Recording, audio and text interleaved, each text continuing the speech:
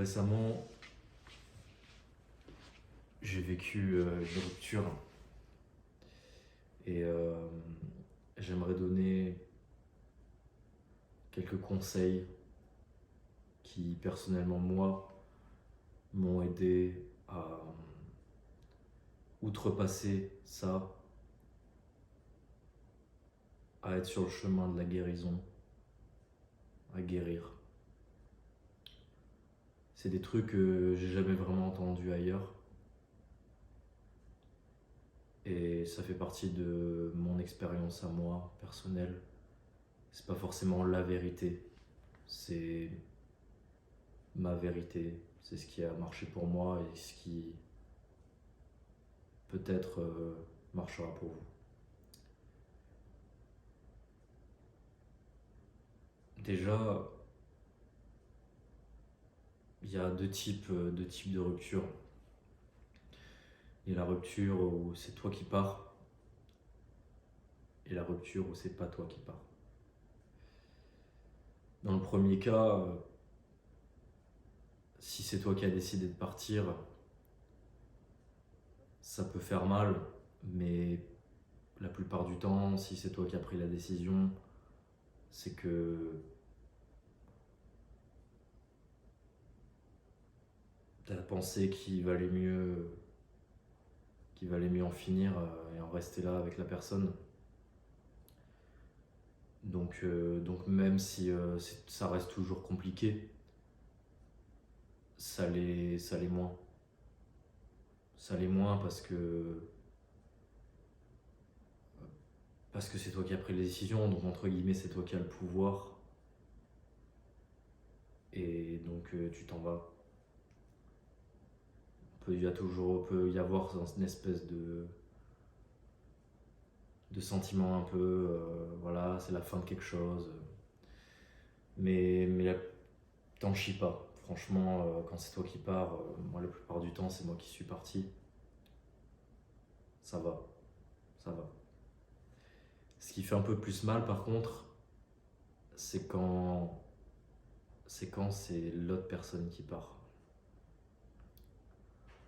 C'est quand c'est l'autre personne qui part. Et quand, en fait, t'as pas le pouvoir. Et c'est la personne qui a pris une décision et du coup, tu te retrouves un peu comme un con. Tu te retrouves un peu bête.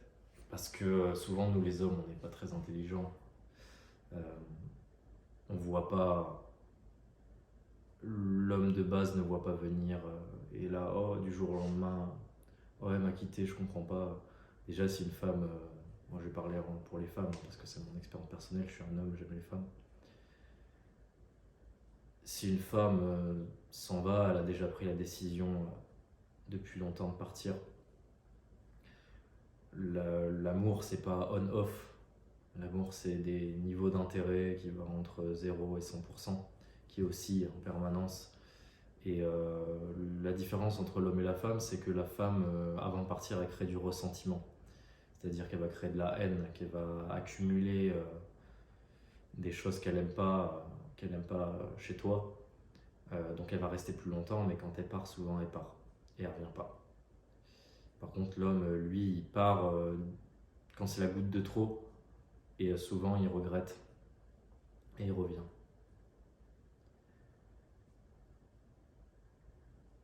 Si c'est l'autre personne qui est partie, en fait, il faut essayer un peu d'analyser déjà la relation. Vous savez, on a différents, chacun, styles d'attachement, on appelle ça. Il y a des gens qui ont un style d'attachement anxieux, c'est-à-dire que c'est des gens qui vont être jaloux, qui vont avoir besoin d'attention, qui vont avoir besoin de beaucoup de connexion, qui vont avoir besoin d'être rassurés, qui vont avoir besoin de toutes ces choses. Donc ça, c'est l'anxieux. Et il y a différents niveaux évidemment, mais voilà ce que c'est un anxieux. Et il y a aussi les évitants. Le style d'attachement évitant, c'est quand la personne au contraire prône son indépendance, son besoin d'être seule, son besoin son besoin de liberté. Et souvent, ça va être des personnes qui vont avoir beaucoup de mal à s'ouvrir. Beaucoup de mal à s'ouvrir parce que souvent, elles ont été traumatisées par un abandon. Souvent, ça vient des parents. Et du coup, elles vont préférer abandonner avant d'être abandonnées. C'est des personnes qui croient sincèrement que elles ne sont pas assez bien pour vous, que ne pourront jamais vous apporter l'amour que vous demandez en fait, et qui vont préférer partir. Donc déjà, avec ce que je vous ai dit là, essayez de savoir, essayez d'analyser un peu avec votre relation, votre ancienne relation. Essayez de comprendre les dynamiques de cette relation. Évidemment, il y a aussi les styles désordonnés, c'est-à-dire c'est des gens qui vont osciller entre les styles d'attachement évitant et le style d'attachement anxieux. Et donc essayez un peu d'analyser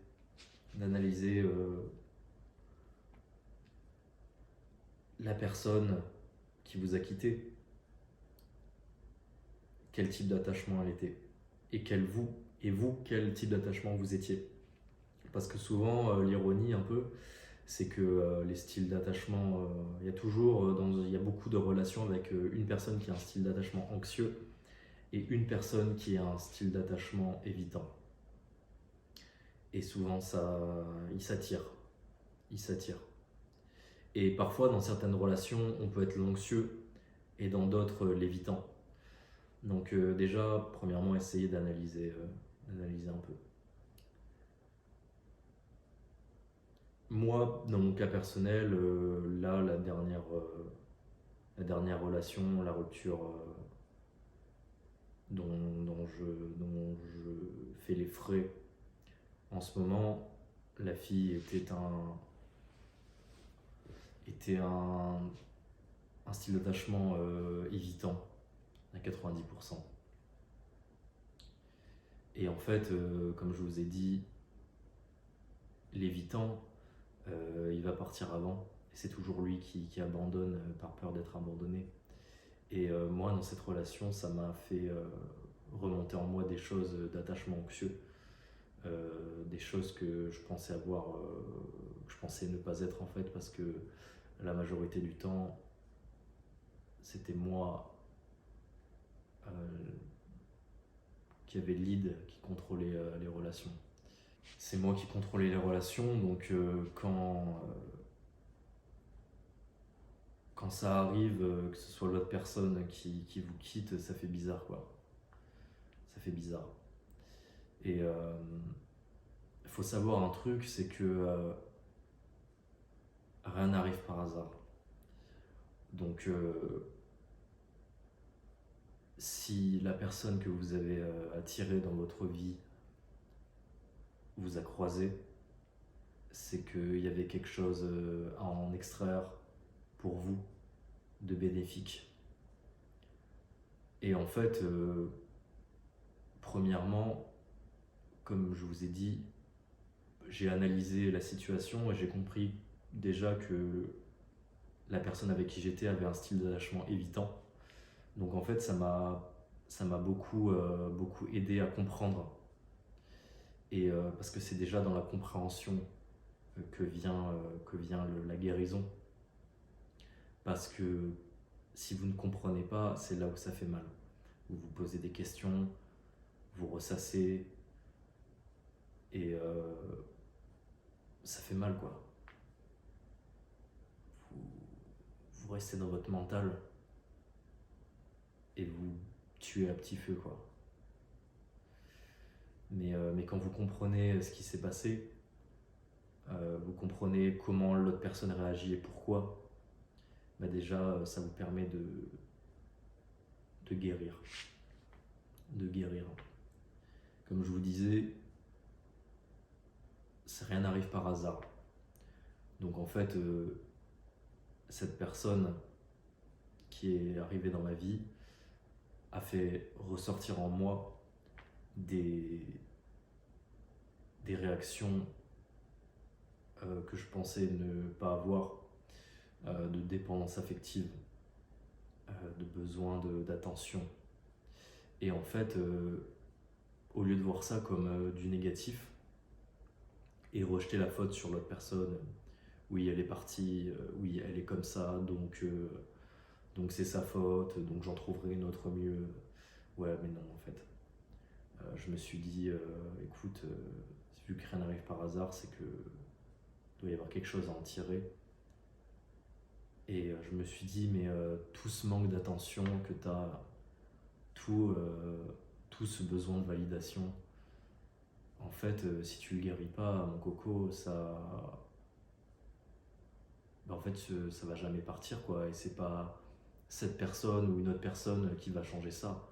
Donc c'est à toi de prendre tes responsabilités en tant qu'homme et de guérir. De guérir et de soigner ses blessures intérieures pour, pour éviter que ça se reproduise. Parce qu'en fait, le plus fou, c'est que la réalité fonctionne comme ceci. On est des êtres composés de deux parties.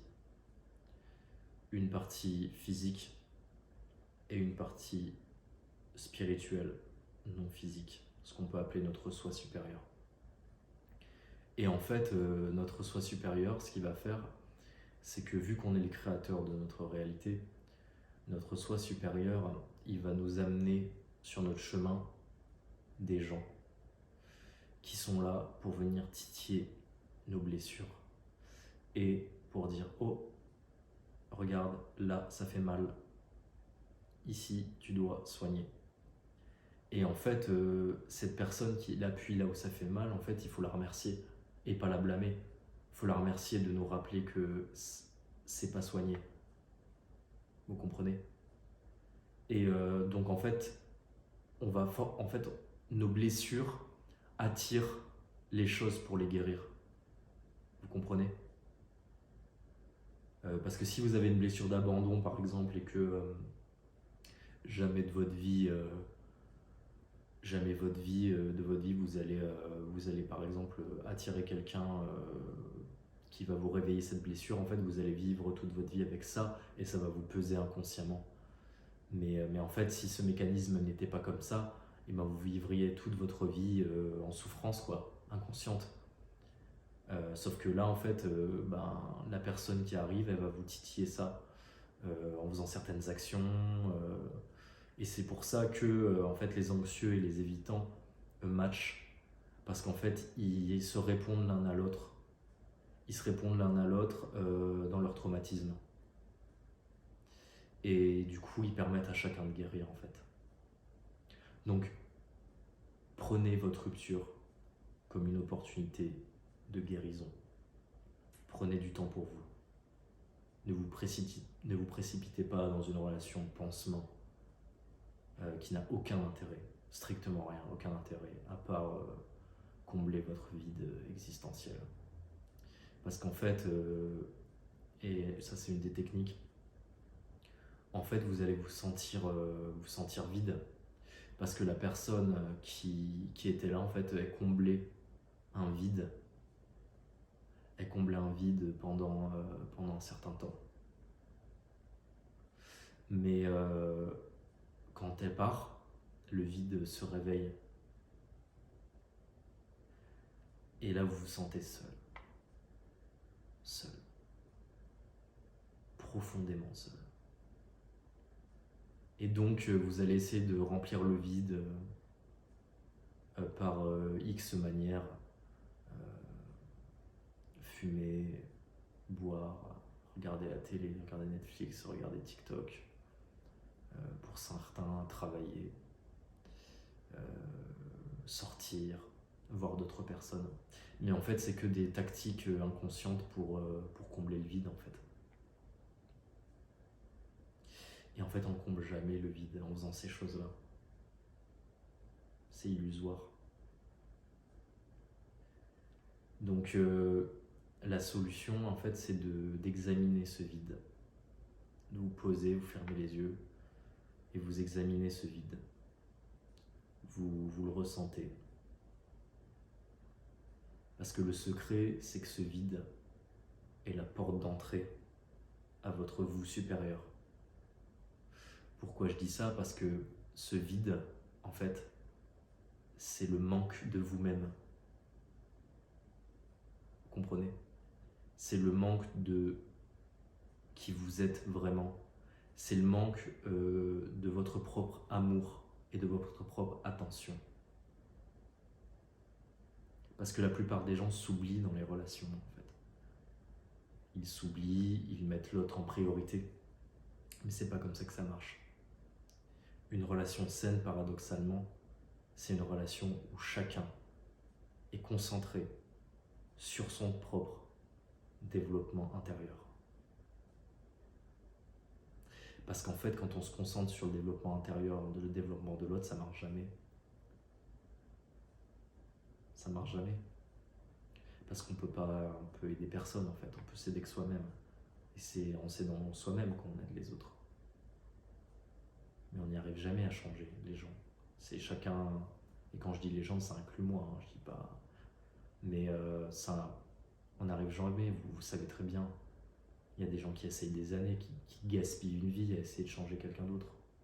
Mais ils s'oublient. Et ils essayent de changer quelqu'un d'autre pour ne pas essayer de changer eux-mêmes. Vous comprenez? Donc ce vide existentiel, en fait, ce vide que vous avez à l'intérieur, c'est une bénédiction. C'est une bénédiction parce que c'est un rappel que, en fait, vous ne vous aimez pas. Vous ne vous aimez pas assez. Et c'est une opportunité unique de se dire ok, où j'en suis dans ma vie, où j'en suis, qu'est-ce que je veux, qu'est-ce que je veux, qu'est-ce que je veux pas.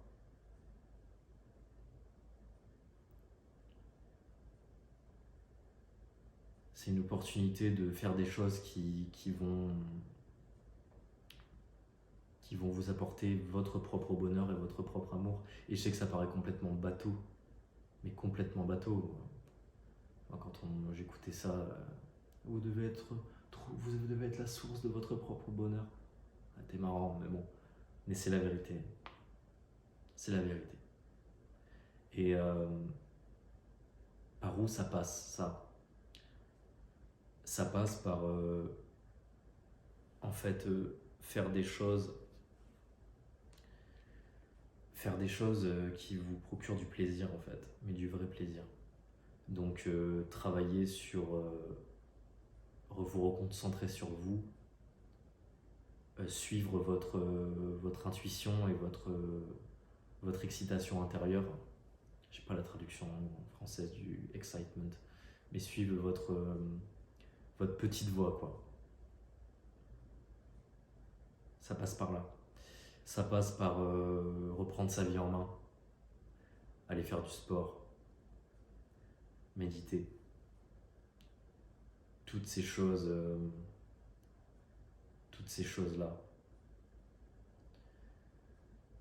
Par en fait se donner l'amour de soi, parce que on va chercher chez quelqu'un d'autre. On va chercher chez quelqu'un d'autre ce qu'on n'a pas et ce qu'on aimerait avoir. Sauf qu'en fait, les autres ne sont pas là pour nous apporter ce que l'on n'a pas. C'est vraiment complètement idiot de penser qu'un autre être humain pareil que vous, avec des problèmes, avec des traumatismes, va pouvoir venir combler votre vide. Ça ne reste qu'un humain qui a ses maladresses, qui a ses défauts. On met tellement d'intentions à travers les autres. On met tellement d'intentions qu'ils nous doivent quelque chose, mais personne ne nous doit rien en fait. Mais rien du tout. Personne ne nous doit rien. Personne ne nous doit l'amour. Personne ne nous doit le respect. Personne ne nous doit rien. Et quand vous comprenez ça, en fait, la vie est plus simple, quoi.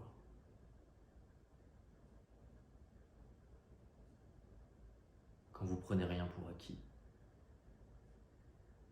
ça devient plus simple. Le serveur, il vous doit pas un sourire, en fait.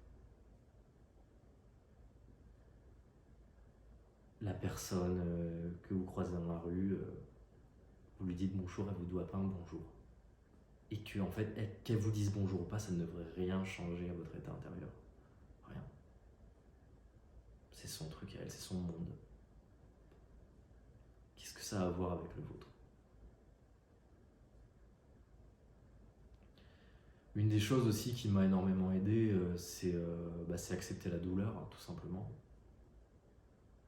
C'est accepter et la ressentir mais à fond. Pas être dans un spleen, un blues qui dure longtemps. On est bien, mais on n'est pas forcément bien. On n'est pas bien, mais voilà, on va pas au fond des choses. Faut aller examiner ce qu'il y a dedans. Faut aller examiner. Et la boule au ventre, faut la ressentir, fermer les yeux, la ressentir. Puis chialer s'il faut, chialer, crier. Faut faire sortir tout ça en fait. Sinon, ça vous alourdit. Donc, faut faire sortir tout ça. Faut faire sortir tout ça et faut lâcher. Faut lâcher et faut vivre ses émotions parce qu'on nous a appris que être un homme, c'est pas pleurer, c'est blablabla. Bien sûr, un homme, ça contrôle ses émotions. Un homme, ça sait garder la tête froide. Mais un homme, c'est aussi vivre ses émotions. Tout seul. Alors, je vous dis pas d'aller chialer devant une fille ou d'aller chialer devant... Non, évidemment, on vit dans un monde, ça va vous faire perdre. Elle va vous mépriser. Si vous chialez devant une fille, elle va vous mépriser. Parce que justement, elle cherche à travers vous un contrôle des émotions.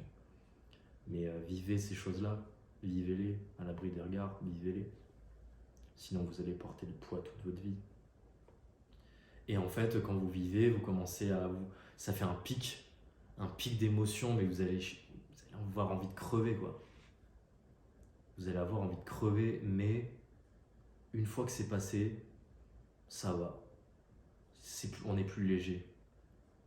Puis on va continuer, on va faire autre chose, et puis d'un coup, on va se ressentir mal, mais il faut laisser. Il faut laisser remonter, laisser monter les choses.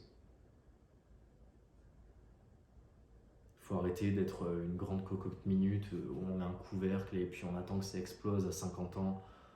On fait une dépression, on quitte notre boulot, ouais, sauf que... compliqué, quoi. Donc il faut vivre les choses. Il faut ressentir ses émotions, c'est très important. Très important. Et on nous l'a pas du tout appris à le faire, quoi.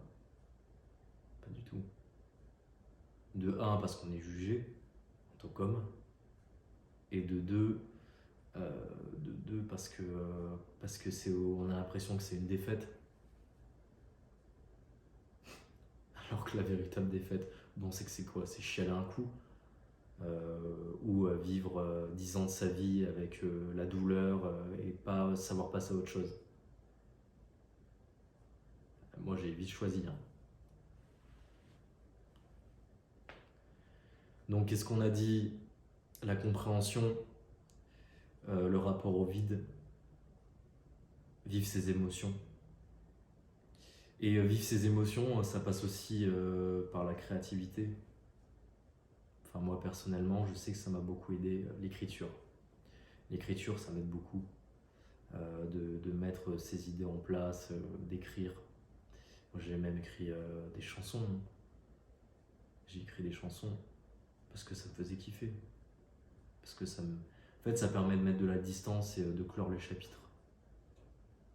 Alors, je vous dis pas, si vous voulez écrire une chanson, reviens, je t'aime, non, je vous parle pas de ça.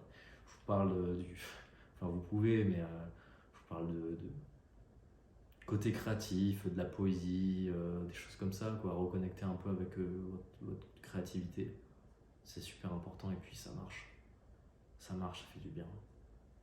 d'écrire les choses. Arrêtez de les ruminer, posez les idées et voyez comment ça se déroule, quoi. Voyez comment ça se déroule.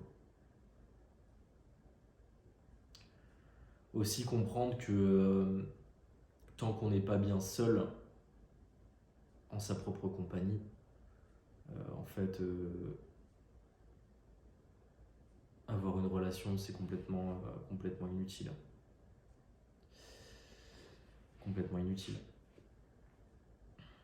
Parce que si on ne sait pas apporter à nous-mêmes notre propre bonheur, ma mère disait toujours, on va jamais faire les courses quand on a faim.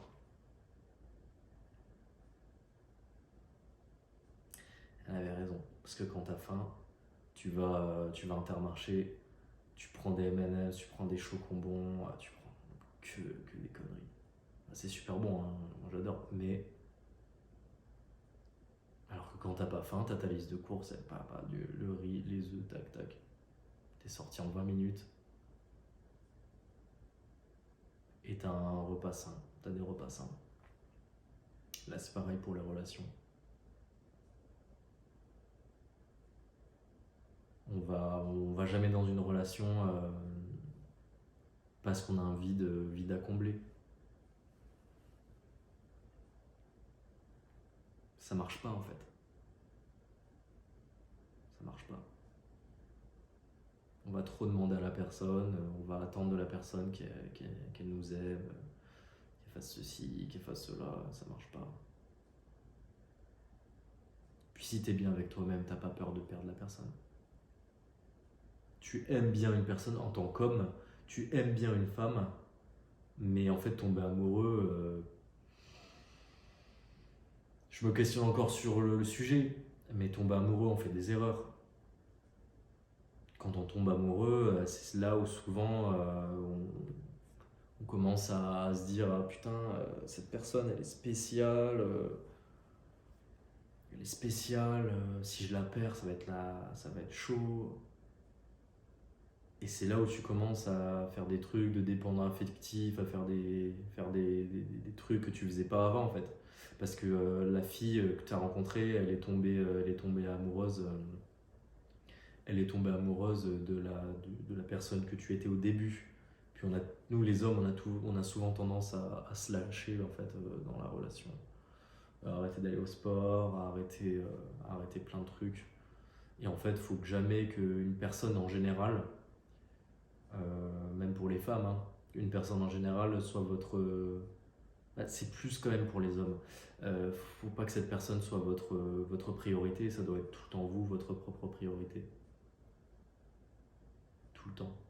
Vos projets. Et le problème souvent, c'est qu'en fait, on n'a pas de projet. La plupart des gens n'ont pas de projet, n'ont pas de ligne directrice. Donc ouais, là c'est compliqué. Si t'as pas de projet, que tu joues aux jeux vidéo toute la journée, que tu fumes, c'est clair que ça va être compliqué de te remettre d'une rupture. Parce que cette personne prenait une place énorme. Mais quand tu es drivé par quelque chose de plus grand, de supérieur, que tu suis ton intuition, que, je sais pas, t'aimes la photo, tu fais de la photo, ça passe beaucoup plus vite, quoi, on soigne beaucoup plus vite. Donc c'est aussi un problème de base, en fait, d'existence. C'est un problème existentiel. C'est, est-ce que j'ai un projet? Qu'est-ce que je veux faire de ma vie? Quelles actions je fais tous les jours pour aller vers ce projet? Qu'est-ce que j'aime dans la vie? Bah ouais, c'est super important. C'est super important. Et là, tout à coup, cette personne, elle vient dans notre vie, c'est cool, mais si elle part, bon, ça fait mal, mais j'ai des trucs à faire, quoi. Puis voilà. Mais vraiment, la clé, le secret, c'est vraiment la guérison. C'est vraiment la guérison. C'est guérir ces traumatismes, c'est lâcher les poids qu'on porte, en fait.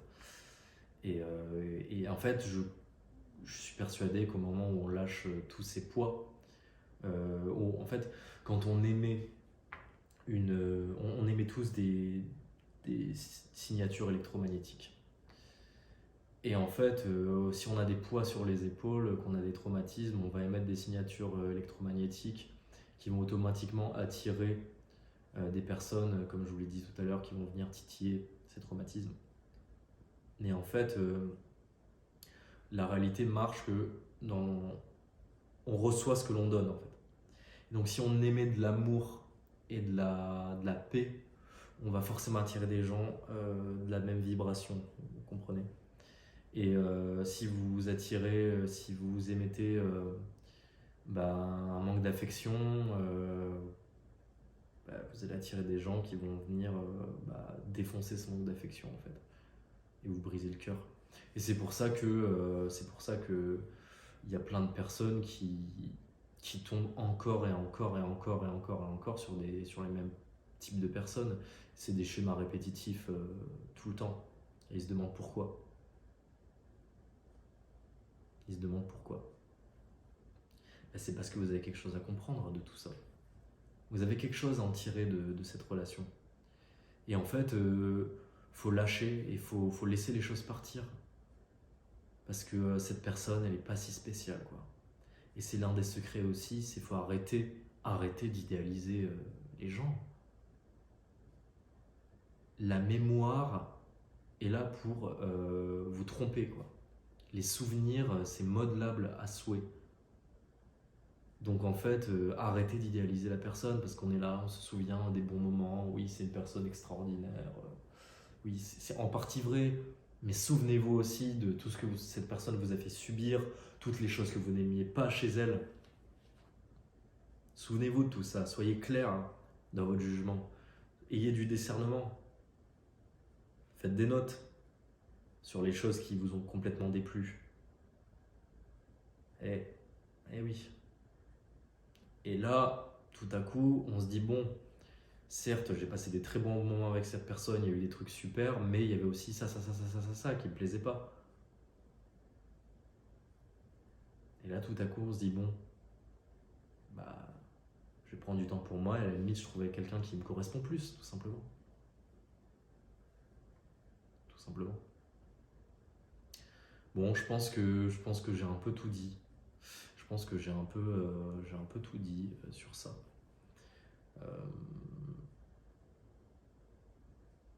J'espère que ça vous aura aidé, au moins quelques personnes.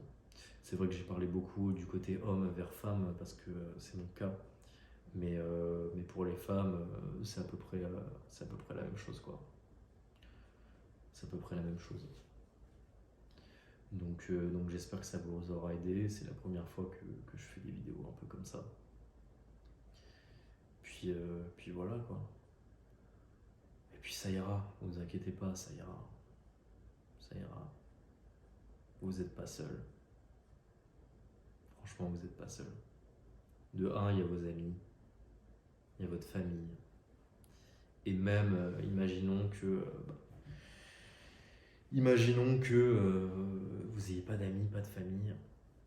Il y a Dieu, en fait. Et une des choses qui m'a énormément aidé, c'est le lien à Dieu. Là, ça va toucher chez les croyances de certaines personnes, chez les croyances de chacun. Mais en fait, quand vous priez, que vous ressentez là dans votre cœur la présence, en fait ça va. Ça va parce que vous n'êtes pas seul. Et vous l'avez jamais été, c'est une illusion. Et donc tout à coup, vous vous dites ah ouais, mais en fait je suis pas seul. Donc vous avez beau être seul physiquement, entre guillemets, spirituellement vous n'êtes pas seul. Il y a vos guides, il y a vos anges, il y a tout. Il y a Dieu, il y a l'univers. Tout est là, quoi. Donc ça va aller. Vivez vos émotions. Tranquille. Si c'est arrivé, c'est que ça devait arriver. Ça devait être là pour une raison, et une raison positive. Prenez vos leçons. Prenez du temps pour vous. C'est important. Définissez ce que vous voulez. Travaillez sur vos objectifs. Guérissez. Et puis ça ira. Et puis vous trouverez quelqu'un qui vous correspondra plus. Ou pas.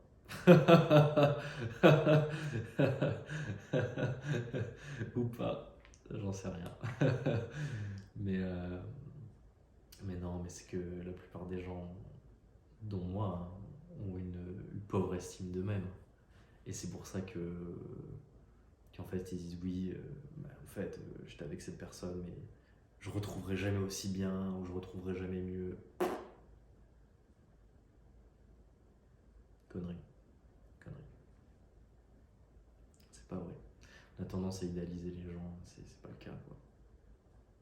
C'est pas le cas. Donc voilà. J'espère que ça vous aura aidé. C'est peut-être pas la vidéo que vous attendiez en cliquant sur la vidéo. Voilà, vous me découvrez un peu. J'espère que ça vous aura aidé. Puis je vous dis à la prochaine. Je sais pas quand, je sais pas où ce sera posté. Mais voilà. Allez, ciao.